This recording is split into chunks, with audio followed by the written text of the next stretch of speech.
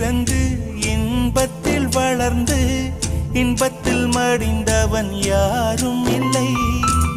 துன்பத்தில் பிறந்து துன்பத்தில் வளர்ந்து துன்பத்தில் முடிந்தவன் யாரும் இல்லை.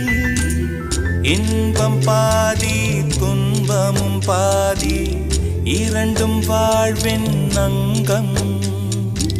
நெருப்பில் வெந்து நீரினில் குளித்தால் நகையாய் மாறும் தங்கம்.